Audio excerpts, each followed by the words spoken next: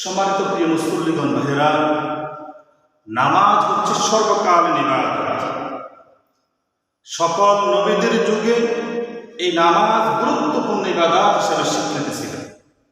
রব্বুল আলামিন কোরআন কারীমে বলেন, ওয়াআহাইনা ইলাইহিম ফা'লাল খায়রাতি ওয়া ইকামাস সালাত ওয়া ইতাআস যাকাত।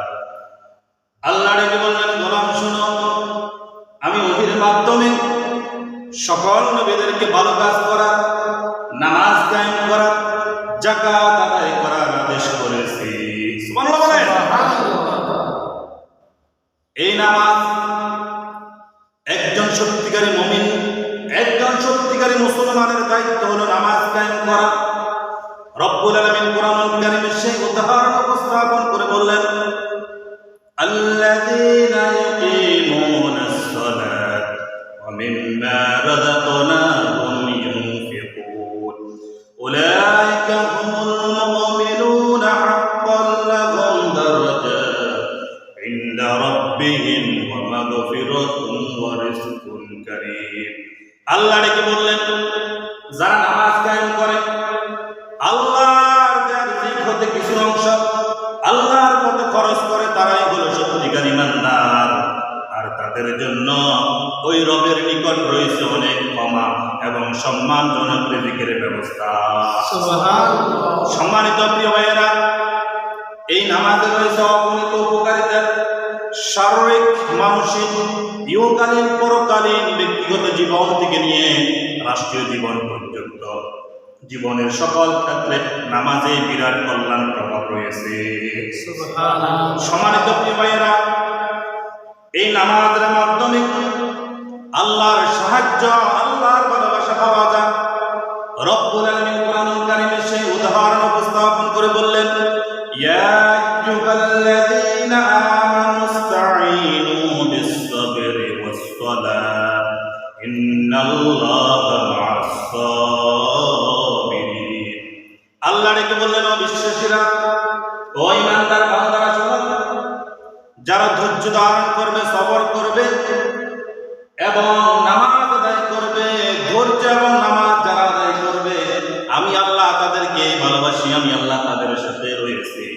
রব্বুল আলামিন বলেন, ইন্নাল্লাহা মা'আস-সাবিরিন। যারা ধৈর্য ধারণ করবে, আমি আল্লাহ তাদের সাথে রয়েছি। সুবহানাল্লাহ। সম্মানিত প্রিয় ভাইয়েরা, আমাদের নবী, আখির নবী, বিশ্ব নবী যখনই কোনো সমস্যায় পড়তেন তখনই নামাজে দাঁড়িয়ে যেতেন। সাহাবীরা যখন কোনো সমস্যায় পড়তো তখনই নামাজে দাঁড়ায় যেতেন। এই নামাজের বরকতে রব্বুল আলামিন ঈমানদার বান্দার জীবনের যত যাবতীয় সমস্যা, সব সংকটগুলো আল্লাহ দূর করে দেয়। সুবহানাল্লাহ। সম্মানিত প্রিয় ভাইয়েরা, এই নামাজের দ্বারা মানসিক প্রশান্তি লাভ হয়। আপনি অশান্তিতে আছেন, পেরেশানিতে আছেন, নামাজে দাঁড়িয়ে যাবেন। এই নামাজের বদৌলতে রব্বুল আলামিন আপনার মনের সমস্ত পেরেশানি, অশান্তিগুলো আল্লাহ দূর করে দিবেন। সুবহানাল্লাহ। রব্বুল আলামিন কোরআনুল কারীমে সেই উদাহরণ উপস্থাপন করে বললেন, ওয়ালাকাদ না'লামু আন্নাকা ইয়াযীকু সাদরুকা বিমা ইয়াকুলুন ফাসাব্বিহ বিহামদি রাব্বিকা ওয়া কুম মিনাস সাজিদিন। আমাদের নবী, আখির নবী, বিশ্ব নবী যখন কালিমার দাওয়াত দিতেন, কাফের বেঈমানেরা নবীকে নিয়ে আজেবাজে কথা বলতো, নবীকে নিয়ে ঠাট্টা বিদ্রুপ করতো। এমত অবস্থায় নবী মানসিক অশান্তিতে ভুগতেন।